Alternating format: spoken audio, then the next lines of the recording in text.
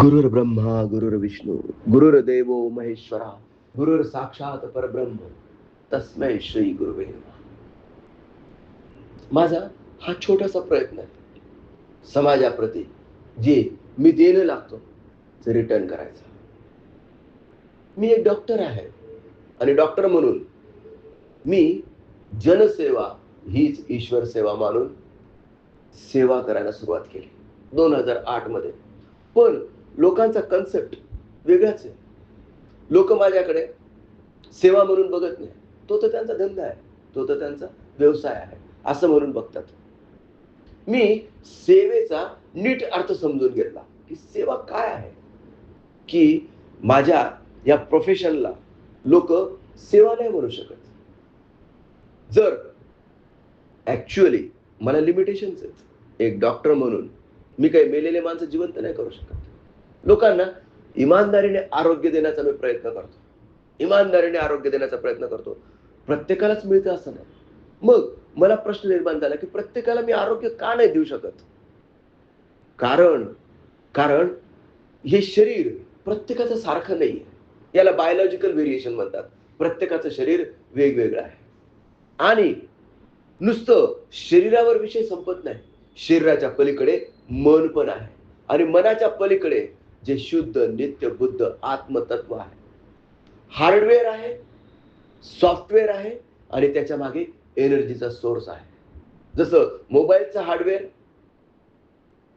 Software आणि battery या 3 वेगवेगळ्या गोष्टी असतात. अगदी तसंच माझ्या शरीराचं एक शरीर, एक मन आणि एक आत्मा.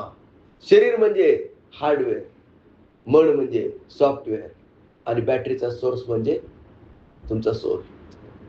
हे मला आपोआप उमजलं, पण हे सद्गुरूच्या कृपेनेच शक्य झालं.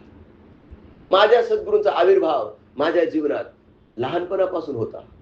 2011 साली त्यांनी महासमाधी घेतली आणि त्यांच्यानंतर ब्रह्ममूर्ती ज्ञानेश्वर माऊलींचा वरद हस्त कायम माझ्यावर राहिला आणि त्यांचा आशीर्वाद, त्यांची ऊर्जा आणि माझा प्रयत्न तेव्हा अशक्य ही शक्य करतील स्वामी. एक एक गोष्ट जसं जसं एखादी गोष्ट आपोआप उलगडत जावी, अगदी तसंच मी हेल्थ सेक्टरमध्ये काम करत असल्यामुळे मी हेल्थ कोच झालो. मला जीवनाविषयी आकर्षण निर्माण झाल्यामुळे मी लाईफ कोच झालो. मला मॅनिफेस्टेशन बद्दल क्युरिओसिटी निर्माण झाल्यामुळे मी मॅनिफेस्टेशन कोच झालो आणि मॅनिफेस्टेशन नंतर मी लोकांना अवेअरफुल बनवण्याचा प्रयत्न करायला सुरुवात केली. त्याच्यानंतर मी कॉन्शियसनेस कोच झालो. आता मी एक डॉक्टर पण आहे, एक हीलर पण आहे, एक मॅनिफेस्टेशन कोच पण आहे, एक कॉन्शियसनेस कोच पण आहे. पण हे सगळं करत असताना मला माझ्या भोवती बाबा, बुवा, बापू स्पिरिच्युअलिटी बद्दल बोलायला लागलं किंवा ऑकल्ट सायन्स बद्दल बोलायला लागलं की लोकांचा आपल्याकडे पाहण्याचा दृष्टिकोन बदलून जातो. अहो, तुम्ही तर डॉक्टर आहेत ना, तुम्ही तर खूपच देवदेव करायला लागलेत. तुम्ही तर दाढी पण वाढवतात, तुम्ही तर चातुर्मास पण करतात, तुम्ही मध्ये मध्ये तिकडे हिमालयात जातात. काय नेमका हा प्रकार काय? त्याच्यामुळे माझी डॉक्टर म्हणूनची माझी जी आयडेंटिटी आहे ती बदलते की काय? आणि लोक मला स्पिरिच्युअल गुरु समजायला लागतात की काय, ही भीती माझ्या मनात निर्माण झाली. मग मी त्याच्यावर सर्चिंग केलं की मला बाबा, बुवा, बापू बनायचं नाही, पण जनसेवा हीच ईश्वर सेवा मानून लोकांना इमानदारीने आरोग्य देण्याचा प्रयत्न करायचा आहे.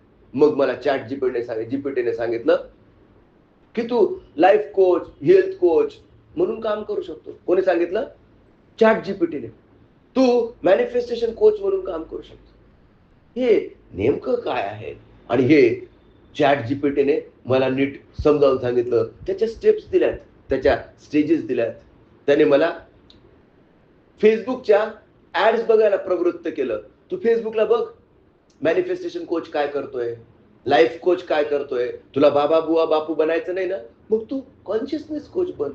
आणि हळूहळू हळूहळू हळू माझा हा प्रवास 2008 पासून तर 2021 पर्यंत प्रोफेशनल लाईफ मध्ये मी कार्य करत असताना आपोआपच कॉन्शियसनेस कोचकडे कॉन्शियसनेस कोच म्हणजे काय की लोकांना जागृत करणं, आणि हे माझं जागृती अभियान चालू झालं. ही सेवा आहे, ही सेवा आहे. जे जे आपणाशी ठावे ते ते इतरांना सांगावे, ज्ञानी करुणी सोडावे सकळ जन. पण माझा इंटरेस्ट कायम राहिला लहान मुलं. लहान मुलं, 5 वर्षाच्या बाळामध्ये जी निरागसता असते, ते मुलं मला कायम आकर्षित करतात. कारण रडायला लागले, चॉकलेट दिलं की लगेच ते आपले मित्र बनतात. आणि त्यांच्यावर रागावलो, चिडलो, लगेच रडायला लागतात. रडायला लागल्यानंतर पुन्हा कुरवाळलं की लगेच पुन्हा आपले होऊन जातात. बघा त्यांची ती निरागसता आणि बघा त्यांच्यामधला तो प्रवाहीपणा. आणि हेच मुलं जेव्हा 17-18 वर्षाचे वयाचे होतात, तेव्हा हार्मोनल इफेक्ट्स त्यांच्यावर जाणवायला लागतात. आणि मग आई वडिलांनाच प्रश्न पडतो की माझा मुलगा माझा ऐकतच नाही हो, काय काय कारण असेल. मला त्याच्याकरता माझा त्याच्याकरता जीव तुटतो. मी त्याला सांगतो मोबाईल खेळू नको, तो मोबाईल घेतो. मी त्याला सांगतो विहिरीकडे जाऊ नको, तो नदीवर पोहायला जातो. मी त्याला सांगतो गाडी जोरात चालू नको, तो विदाऊट हेल्मेट गाडी जोरात चालवतो. अरे त्याच्याच करता मी सांगतो ना. आणि मग हा जनरेशन गॅप, नात्यांमधले रिलेशन स्पॉइल करतो. हे मी माझ्या प्रत्यक्ष डोळ्यांनी बघितलेलं आहे. काय कारण असेल, काय कारण असेल. 10वीचं एक पोरग परीक्षा देतं, पार्टीला पप्पांना सांगतं मला आज पार्टी करायची आहे. पोर्शे कार घेतं, ड्रायव्हर बरोबर घेतं, पण गाडी स्वतःच चालवतं. पोर्शे कार दारू पिऊन 200च्या स्पीडने चालवतं आणि 2 लोकांच्या मृत्यूस कारणीभूत ठरतं. ही आपल्या समाजाची शोकांतिका आहे. कोण जबाबदार आहे याला? आणि याला जबाबदार आहे झोपलेली पॅरेंटिंग. आणि मग मला असं वाटलं की पॅरेंट्सला जर आपण जागृत करू शकलो तर एक अवेअरफुल पॅरेंटिंग या समाजात एस्टॅब्लिश होऊ शकेल. अवेअरफुल पॅरेंटिंग म्हणजे काय? अरे 16 ते 25 तुम्ही नीट बघा, तुमच्या आयुष्यातला 16 ते 25 हा जो वयाचा टप्पा असतो ना, हा खूपच 16वं वरीस धोक्याचं असं म्हटलं गेलेलं आहे. का बरं हे धोक्याचं असेल? पॅरेंट्सने हे नीट समजून घेतलं पाहिजे. हे नीट समजून घेतलं पाहिजे की हार्मोन्स काय असतात. सायन्स आहे हे. This is pure science. I am not talking about spirituality, I am talking pure science. आणि या हार्मोन्सच्या जडण घडणामुळे माझ्या पाल्यामध्ये काय बदल होत आहेत, काय बदल होऊ शकतात, काय बदल होणार आहेत. आणि ते बदल फक्त फिजिकल नसतात, तर ते सायकोलॉजिकल सुद्धा असतात. आणि जर प्रत्येक सजग पॅरेंट जर याच्या प्रती जागृत असेल आणि जर त्याला माहित असेल तर निश्चितच एक चांगला समाज, एक चांगलं व्यक्तित्व राष्ट्र उभारणीच्या कार्यासाठी आपण देऊ शकतो. आणि ही माझी एकट्याची जबाबदारी नाही, ही आपल्या सर्वांची जबाबदारी आहे. ही आपल्या सर्वांची जबाबदारी आहे की आपण नुसतं मुलांना जन्म दिला म्हणजे आपलं कर्तव्य संपत नाही. अरे पिल्लांना जन्म तर कुत्रे मांजरे पण देतात. मनुष्य म्हणून माझी जबाबदारी आहे की मी माझ्या मुलांना चांगले संस्कार देऊ शकलो पाहिजे. आणि चांगले संस्कार तुम्ही तोंडाने बाता करायच्या, दारू पिऊ नको असं सांगायचं आणि घरी बाटली फ्रीज मध्ये ठेवायची आणि चिल करून प्यायची, कसं जमणार हे? चित्ती वचनी कृतीत यावी सहज सुधा माधुरी. आणि म्हणून माझा प्रत्येक पॅरेंटला सल्ला आहे की जर तुम्ही दारू पित असाल तर माझ्या मुलाने दारू पिऊ नये असा सांगण्याचा तुम्हाला काहीही अधिकार नाही. जर तुम्ही तंबाखूचं सेवन करत असाल, जर तुम्ही गुटखा खात असाल तर तुमच्या पाल्याला हे करू नको, ते करू नको, असं करू नको, तसं करू नको हे सांगायचा काहीही नैतिक अधिकार नाही. आणि ही जागृती समाजात यावी त्यासाठी माझं म्हणजे डिवाइन पाथ ऑर्गनायझेशनचं हे जागृती अभियान आहे. डिवाइन पाथ म्हणजे हा चैतन्याचा मार्ग आहे. हा कुणासाठी आहे? अरे हा सर्वांसाठी आहे. सर्वांनी यावं आणि समजून घ्यावं. शरीर म्हणजे काय? शरीर हे सप्त धातूंपासून बनलेलं आहे. रस, रक्त, मांस, मेद, अस्थि, मज्जा आणि शुक्र हे सप्त धातू आहेत. आणि हे सप्त धातू, या सप्त धातूंपासून हे शरीर बनलेलं आहे. 5 ज्ञानेंद्रिय, 5 कर्मेंद्रिय आणि 11वं मन. कर्मेंद्रिय दिसतात, ज्ञानेंद्रिय दिसतात, पण मन मात्र दिसत नाही, कारण मन हे सूक्ष्म आहे. आणि म्हणून एक डॉक्टर असूनही मला मनाला स्वीकारावं लागतं. आणि जेव्हा मी मनाचा अभ्यास करतो तेव्हा मन काय आहे? हा तर विचारांचा समुद्र आहे. सतत या मनात विचार येत असतात. आणि मेडिटेशन काय आहे? या विचारांना थोडीशी शांतता देऊन मी कोण आहे, मी कोठून आलेलो आहे, मी या जगात कशासाठी आलेलो आहे. आणि एक दिवस तुम्ही डॉक्टर असा, आमदार असा, खासदार असा, मोठ्या देशाचे पीएम असा, आखिर तुम्हें जाना है. आणि जेव्हा जातात तेव्हा हे पण सत्य तुम्ही स्वीकारलं पाहिजे की खाली हात आए थे, खाली हात जाओ. मग माझा उद्देश काय आहे? नुसतंच पिल्लांना जन्म द्यायचा, त्यांचं संगोपन करायचं? नाही नाही. चैतन्याच्या या मार्गावर चालून मी कोण आहे हे नीट समजून घ्यायचं. आणि जेव्हा जेव्हा मी या चैतन्याच्या मार्गावर इमानदारीने चाललो तेव्हा माझ्या लक्षात आलं, मैं देह नहीं नश्वर नासी, मैं अलख निरंजन अविनाशी. I am not this body, I am not this mind also, I am the soul. शिवोहम शिवोहम, आय एम शिवा. आणि आपण सगळेच, you all are potential god, you all are potential god. तुमच्या सगळ्यांमध्ये देवत्व, ते चैतन्य विद्यमान आहे.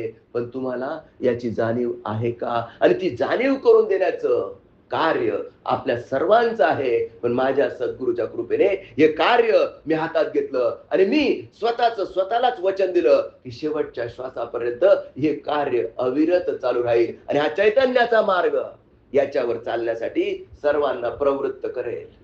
आणि याचं एकमेव कारण म्हणजे जे जे आपणाशी ठावे ते ते सर्वांना सांगावे, ज्ञानी करुणी सोडावे सकळ जन. पण हा रस्ता म्हणावा तेवढा सोपा नाही. हा रस्ता सर्वांसाठी नाही. मी जरी म्हटलो की या रे लहान थोर, तुका म्हणे मांडले दुकान, देतो मोलाविन साऱ्या वस्तू. पण कोणालाच नकोय फुकट. कोणाला पाहिजे फुकट? कोणालाही नको. आणि मग माझा गुरु आहे चिराग छाबरा म्हणून, त्याने मला शिकवलं की तुला हे शिकवायचंय ना, तरी अशा पद्धतीने शिकव. त्याच्याकडून मी तो कोर्स, हे काय करू मी, मला हे ज्ञान द्यायचं आहे, मला हे ज्ञान लोकांपर्यंत पोहोचवायचं आहे. त्याने मला सांगितलं एक फनेल क्रिएट कर, एक फनेल क्रिएट कर, म्हणजे लोकांना आकर्षित कर. हे फ्री आहे, हे फ्री आहे. आणि खाली त्याला भुंगळी लाव. फनेल माहिती ना, रॉकेल होतायचं, तिथून विकत पैसे पण कमव, कारण फुकटाला किंमत नाही. हे मला कोणी शिकवलं? चिराग छाबरा, दिल्लीचा माणूस आहे. सर तुम्ही त्याला कधी भेटला? ऑनलाईनचा जमाना आहे, ऑनलाईनचा जमाना आहे. त्यांनी मला सांगितलं हे मी तुला सांगतो, पण माझा कोर्स विकत घ्यायला लागेल. म्हटलं यार पटतंय मला तुझं. कितीचा कोर्सची किंमत? 89,000 रुपये देऊन मी त्याचा 3 महिन्याचा कोर्स विकत घेतला. कुणाचा? चिराग छाबरा. आणि त्याने मला शिकवलं ज्ञान कसं विकायचं. अरे पण हे ज्ञान तर विकलं जाऊ शकत नाही. तो म्हटला का? अरे हे अमूल्य आहे. अहो सर, अमूल्य काही जरी असलं, लोकांना तुम्ही सांगितलं की अमूल्य गोष्ट मी तुला देतोय, त्यांना पटणार आहे का? प्रत्येक गोष्ट या भौतिक जगात भौतिक नियमांच्या अधीन राहूनच करायला लागते. हे मला कोणी शिकवलं? चिराग छाबरा. आणि मग शीश दिए ज्ञान मिले तो भी सस्ता ज्ञान, असं अमूल्य ज्ञान मी विकायला सुरुवात केली. पण हे विकण्यामागे माझा उद्देश पैसे कमवणं नाहीये. का? कारण मी ऑलरेडी समृद्ध आहे. माझ्याजवळ कुठल्याही गोष्टींची कमतरता नाही. पण तरी देखील भौतिक नियमांचं पालन व्हावं म्हणून मी हा कोर्स विकायला सुरुवात केली. कारण फुकट दिलं तर फुकटाची किंमत नाही ना कोणाला. 5 वर्षापासून हे ज्ञान मी फुकट देण्याचा प्रयत्न केला, पण इथं कुत्रे सुद्धा येत नव्हते. मी म्हटलं कुत्र्यांनी तरी ऐका रे, त्यांचं तरी कल्याण करून घ्या. पण कुत्र्यांनी पण माझं ऐकलं नाही. बऱ्याचदा तर फक्त भिंतींनीच ऐकलं माझं. या भिंती साक्षी आहेत की जेव्हा इथं माणसं नव्हतीच, मी कुत्र्यांची वाट बघितली, पण कुत्रेही आले नाहीत. या भिंतींनी ते ऐकलं आणि आज माझ्या समोर माणसं यायला सुरुवात झाली. का? कारण मी फनेल क्रिएट केलं चिराग छाबराच्या सांगण्यानुसार. हा रस्ता सर्वांसाठी नाही. अतिशय सिलेक्टेड लोक इथपर्यंत येऊन पोहोचतात. डगर है मुश्किल कठिन सफर है मगर मुसाफिर जगा नहीं, जो सोएगा बस वही खोएगा, जो सोएगा बस वही खोएगा, ये बात उसको पता नहीं है। डगर है मुश्किल कठिन सफर है मगर मुसाफिर जगा नहीं. हे माझं जागृती अभियान आहे. जागृत करायचं लोकांना. आणि ही जागृती, या जागृत करून या जागृती अभियानात या चैतन्याच्या मार्गावर म्हणजे या डिवाइन पाथवर, डिवाइन पाथचा लोगो बघा तुम्ही काय आहे. या डिवाइन पाथचा लोगो बघा, तुमच्या लक्षात येईल. एक शरीर आणि एक आत्मा, आणि ह्या आत्म्याचं परमात्म्यापर्यंतचं जाणं म्हणजेच हा आपला डिवाइन पाथ, म्हणजेच हा चैतन्याचा मार्ग. आणि याचे 3 मुख्य पिलर्स आहेत: साधना, सेवा आणि सत्संग. दररोज सकाळी साधना करा, चराचरात परमेश्वराला मानून सेवा करा, कारण गण गण गणात बोते, सबका मालिक एक, जेथे जातो तेथे तो माझा सांगाती. पण हे एक दिवसाने समजतं का? नाही. सबका मालिक एक हे जरी साईबाबांनी सांगितलं तरी श्रद्धा आणि सबुरी ठेवायला सांगितली. आपल्याजवळ श्रद्धा नाही, आपल्याजवळ सबुरी नाही, आणि म्हणून या रस्त्यावर चालणं सगळ्यांना शक्य नाही. ज्याच्याजवळ श्रद्धा आहे, ज्याच्याजवळ सबुरी आहे, ज्याच्याजवळ ऑनेस्टी आहे, ज्याच्याजवळ ट्रान्सपरन्सी आहे, जो ऑप्टिमिस्टिक आहे, जो रिअलिस्टिक आहे, जो सायंटिफिक आहे, हो, त्याच्यासाठीच हा मार्ग आहे. काल आपण बघितलं आदितीला मी काल काय होमवर्क दिला होता? जोरात बोल जरा. येस. मग सांगितलं का तू? कुणाला सांगितलं? Very good. त्यांना ऑलरेडी माहित होतं. वा, खूप छान, खूप छान, अभिनंदन. काय माहित होतं त्यांना? पंचकोश सिद्धांत. कोणते असतात पंचकोश?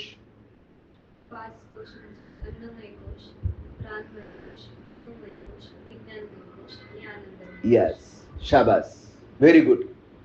बघ, अन्नमय कोश म्हणजे हे शरीर, प्राणमय कोश म्हणजे आपल्या याच्यातला प्राण. पण सामान्य लोक श्वासालाच प्राण समजतात. मग श्वास आणि प्राण हे दोघं समानार्थी शब्द आहेत का? Yes or no? श्वास आणि प्राण हे समानार्थी शब्द आहेत का? बोला. नाही, नाही, नाही. मग दोघांमध्ये फरक काय? बरोबर आहे उत्तर. दोघांमध्ये फरक काय?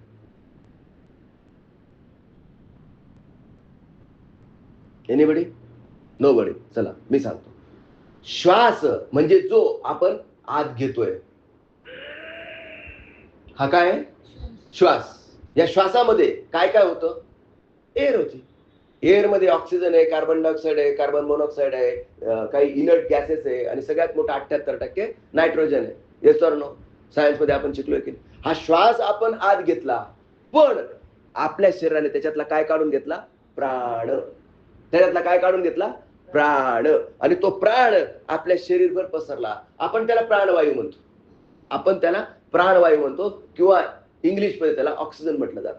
तर श्वास आणि प्राण याच्यात हा फरक आहे. आता आपण श्वास घेतला, कसा घेतला? फुफ्फुसापर्यंत काय गेला? श्वास. पण फुफ्फुसापासून पुढे काय गेला? प्राण. विषय समजला की नाही?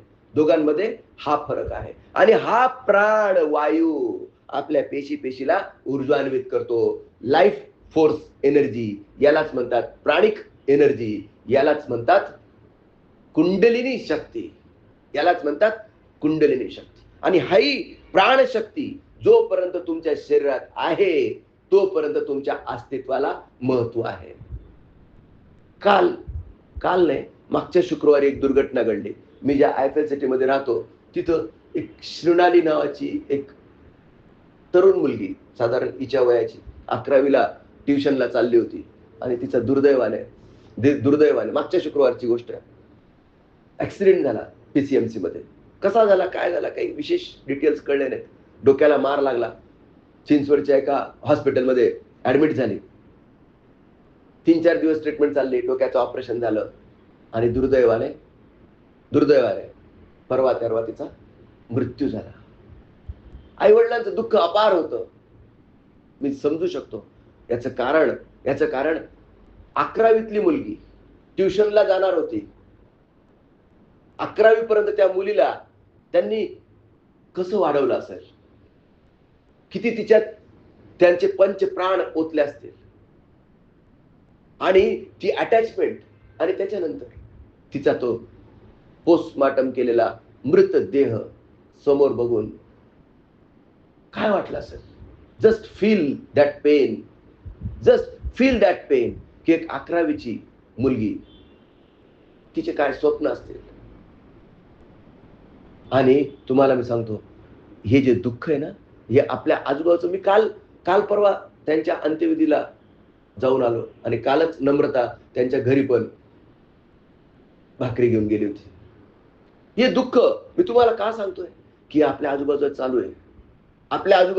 चालू आहे. अचानक अजितदादा गेलेत. कोण काळ येईल कैसा, नाही या देहाचा भरवसा. आणि मी तुम्हाला सजग करतोय, मी तुम्हाला जागृत करतोय, की ती प्राणशक्ती जोपर्यंत तुमच्या शरीरात आहे तोपर्यंत तुमच्या असण्याला महत्व आहे. एकदा का ती प्राणशक्ती शरीरातून निघून गेली, ती राहतं काय, फक्त पंचमहाभूतांचा हे शरीर. डोळे आहेत पण दिसत नाही, कान आहे पण ऐकायला येत नाही, जीभ आहे पण चव कळत नाही किंवा बोलू शकत नाही, त्वचा आहे पण स्पर्श कळत नाही, आणि त्याला म्हणतो आपण डेड बॉडी. सकाराम गेला. हे काय, सकारामची बॉडी आहे. विषय समजतो का तुम्हाला? मग हा सकाराम आला कुठून होता, हा सकाराम गेला कुठे, हे सायन्स समजून घेण्याचा प्रत्येकाने प्रयत्न केला पाहिजे. आणि हे समजावून सांगण्याचा हे लोकांना माहितच नाही. 99% लोक जीवन तर जगतायत, पण जीवन काय आहे हेच त्यांना माहित नाही. आणि हे समजावून सांगण्याचा माझा हा इमानदार प्रयत्न आहे. मग तुम्ही म्हणाल, हा सर तुमचाच प्रयत्न आहे का? अरे नाही, हा ज्ञानोबा माऊलींनी केला. जो जे वांछील तो ते लाहो, विश्व स्वधर्म सूर्य पाहो. तुकोबारायांनी अभंगाच्या माध्यमातून केला. कबीर महाराजांनी दोह्यांच्या माध्यमातून केला. मीराबाईने अभंग लिहिलेत. एकनाथ महाराजांनी एकनाथी भागवत लिहिलं. आणि मला याच्यापैकी काहीच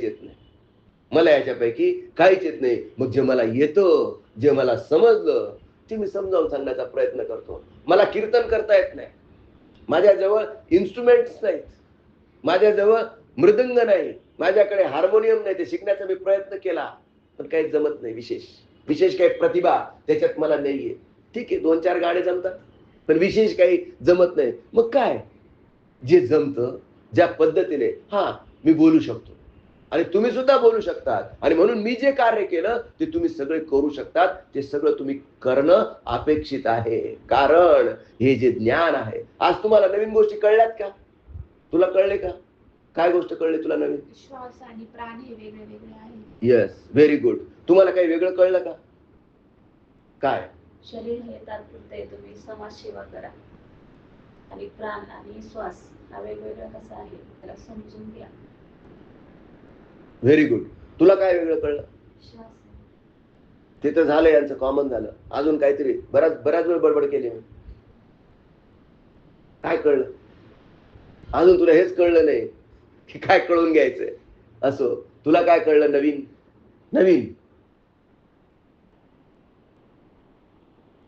तुम्हाला काय कळलं नवीन? तेच नवीन कळलं. सगळ्यांना तेच नवीन कळलं. ओके, ठीक आहे. तेही नसे थोडके, तेवढं तरी कळलं. आणि आता हे ज्ञान जर तुम्ही तुमच्या पुरतच जर मर्यादित ठेवलं, फुकट जेवण केलं माझ्या घरी, तुमच्याकडे मी आंबारस खाल्लेला आहे, पेंडिंग आहे माझ्यावर काय,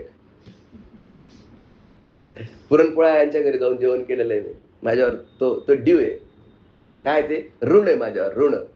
तसं हे ज्ञान जे मी तुम्हाला दिलं, फुकट दिलंय की नाही? तुमच्यावर ऋण आहे. मग हे ऋण फिटावं असं तुम्हाला वाटतं का? नक्की कुणाला तरी देऊन टाका. कुणाला तरी देऊन टाका, म्हणजे हे ऋण फिटलं. विषय समजतोय का तुम्हाला मी काय सांगतोय?